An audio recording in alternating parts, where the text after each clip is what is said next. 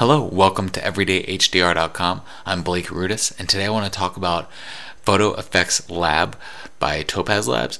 This program is awesome. If you've never used any plugins or programs by Topaz Labs, you should really look into photoFXlab. They've created a standalone program that you can access all of your Topaz plugins that you already have, or you can use it as a standalone just for editing images. It's great because there's people that are out there that are intimidated by Photoshop and all these other programs that have masking and layers and this, that, and the other. But Topaz FXlab really makes it extremely simple and breaks down layers and masking at its simplest element, and allows it right there for everyone to use. So I'm opened up right here, right now in photoFXlab, the standalone version of it. Now, I'm not working out of Photoshop, not working out of any other post-processing program. I want to stress the fact that it's very simple for anyone to go ahead and jump right into layers and masking right here in photoFXlab. So I'm going to go ahead and open up this photo of this American flag. I just dragged it and dropped it right here into the interface of photoFXlab. So the first thing I want to do is name this background. If you have any background in Photoshop, you know that that's how the image opens up in Photoshop. It's just easier for me to remember. This is my background layer. I'm not gonna do any editing to this. And the reason why I'm not gonna do any editing to this is because if I ever want to revert back to the original, all I have to do is go right back to that first layer. I'm going to duplicate this by pressing Control J. Now, other than Control J, I could have selected duplicate down here, but the first thing I want to do is go right into denoise. So I'm going to name this denoise, and I'm going to go over here into the plugins. These are all my plugins that I have by Topaz. I have a lot of them and I really like all of them, but two of my favorite are going to be Topaz Denoise and Topaz Adjust 5. For this image, I want to go right into Topaz Denoise 5. My favorite preset that I always go to, JPEG Strong. I think it's an awesome preset that they've created here.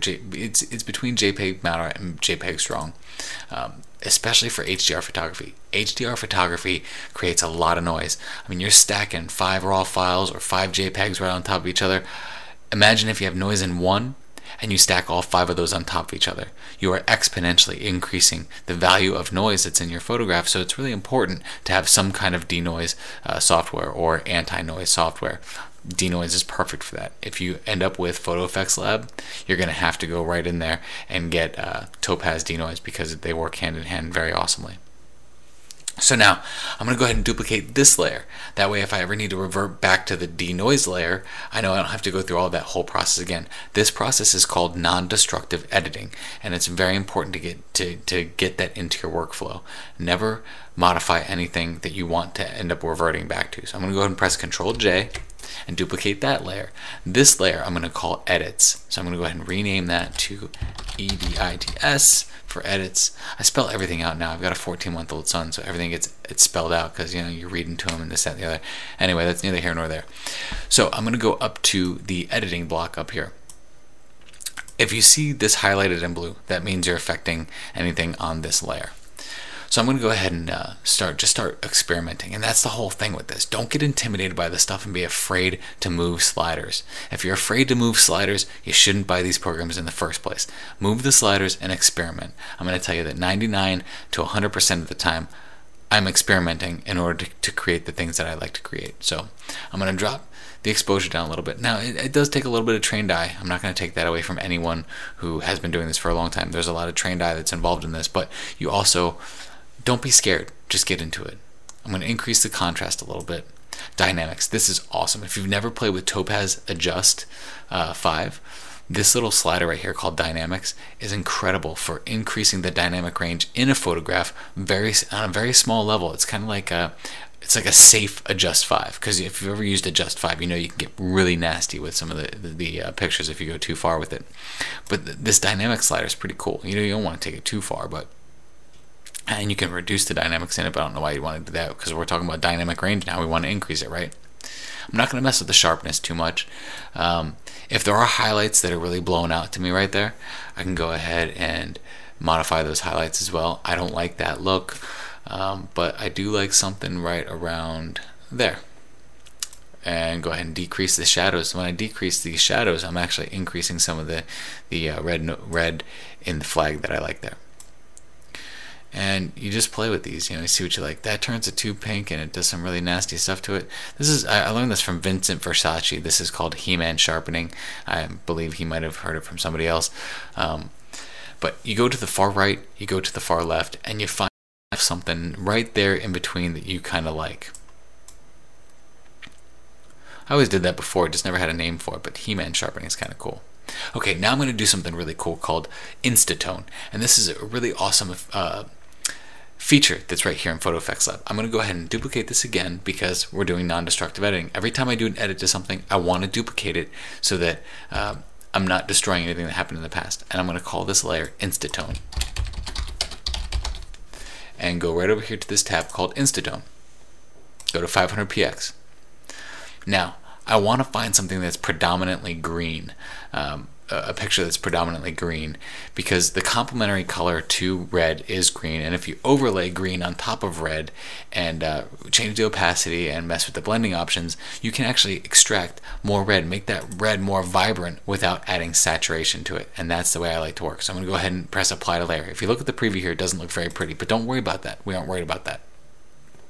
I'm going to go ahead and change this to soft light to begin with.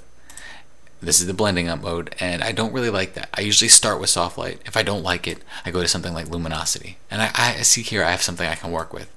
And I'm just going to drop the opacity a little bit on there and see where we're at. Okay, so I've got increased reds. I've got a little bit more darks there, a little bit more in the drapery. It brings out the drapery more, adds a little bit more drama to the drapery. So I like that. I'm going to stick with that. I could call this good. So what I'm going to do is I'm going to press the control button or the command button on a Mac, and I'm going to select all of the layers and then go to merge layers. This is going to merge all of those layers on top of one another, and all those edits that I just did are now merged into one layer. And this is just about layer management at this point.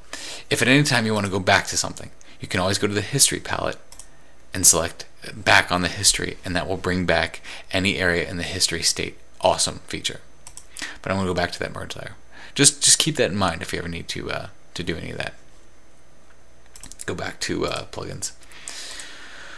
Now I'm going to bring in this picture. I have a guy holding a helmet, aircrew member holding a helmet, and you see it didn't quite line up the way I want it to on the bottom, and that's not a problem. I've got this layer selected, and I just dragged and dropped this right into here. You can also select from file and grab another picture from a file if you'd like to, or you can just go to that file on your computer like I just did here and drag it and drop it into the window pane. I find that to be easiest. So that's the way I work. You can go to tools and go to move, and you can actually move this image down slightly by clicking up and down, or you can click and drag it to get it to fit where you want it to be. So let's just go right to that edge there. If we need to modify it just a little bit, we can do that too. Okay. So now what I want to do is I want to go ahead and reduce the saturation in this image and make it, well, let's not do that first. We'll do that last. I want to show you that in a second because it's easier to make your selection this way. If you've never done any masking before, we're going to go ahead and click on this area right here. This is called a mask. If I paint in black on this mask, what it's going to do is remove that area. If I paint in white, it's going to bring that area back. So over here you have your value, your brush value button. If you're at 0, you're at black. If you're at 255, you're at white. If you're anywhere in between, you're at a medium gray. They also have an edge aware button here, which is awesome because you can move this edge aware button over, and then when you get close to a head, it's going to say, whoa, whoa, whoa, those are brown pixels. I'm affecting blue pixels, and that looks like a line to me, so I'm going to stop. I'm not going to affect that, and that's awesome. This is an incredible little tool that they put in right here into Topaz photoFXlab. This makes making a mask really simple and really easy because it knows, it's smart. It's saying, hey, I don't want to affect that because it's different. So, and we don't really want to make this perfect because I'm going to make this an overlay anyway. Now you see when it gets to something like the trees, it doesn't think it should be affecting that because that's a different color, so that's fine. We can press because we have edge aware selected, we can press the left or right bracket key and that will modify it on the fly. I like to do this on the fly so that I can edit these things as I go along. It doesn't have to be 100% perfect because we're going to kind of blend this layer in anyway. Now the brush is a little too big. You can go to the brush size here and do the same thing. Left bracket key makes the brush smaller, right bracket key makes the brush larger. Same thing with hardness. Hardness will change that from edge brush to a hard edge brush, and I'll show you that. We'll bring the hardness all the way up and then bring that to white, and it brings back in whole circles. Now you remove that hardness down and it brings back in just little circles with like a little faded edge. I like that faded edge, and that's pretty much what I use all the time when I'm doing my masking, is that faded edge, whether I'm using Photoshop or Topaz. Okay, so now I want a small brush, and I'm going to go in here with that small brush and a soft brush, small soft brush, and take this area out a little bit. Bring that edge wear up again and see how it does against that brown area. Again, it's still struggling. It's saying I don't want to delete that stuff because I'm not sure if I should. Well, you know, it's picky, but it's a good start. Okay, so now what we want to do is go ahead and change this layer to luminosity, and it's already starting to blend right in. I like that. And we're going to go ahead and lower the opacity a little bit. Now to bring this guy back, we're going to duplicate the layer, press Ctrl J, and we're going to increase the dynamics of it. And play with the other ones and see what you like. If you really want them to come back, you can start moving the exposure back and forth. I like to just experiment and see what my trained eye is telling me looks good to me.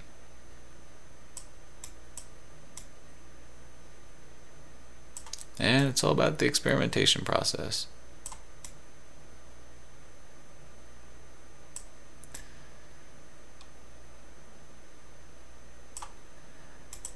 Okay, so we brought him back a little bit. You see that we pulled him away from that background a little bit just to give him a little bit more oomph. So now I'm pretty much done with this. I like what I've got going on here. If I want to, what I can do is I can select all of these layers by pressing Control and clicking within this block and go to Merge Layers. I've just done a minor composite right here in photoFXlab. Really simple, really fast. You've seen it in under 15 minutes.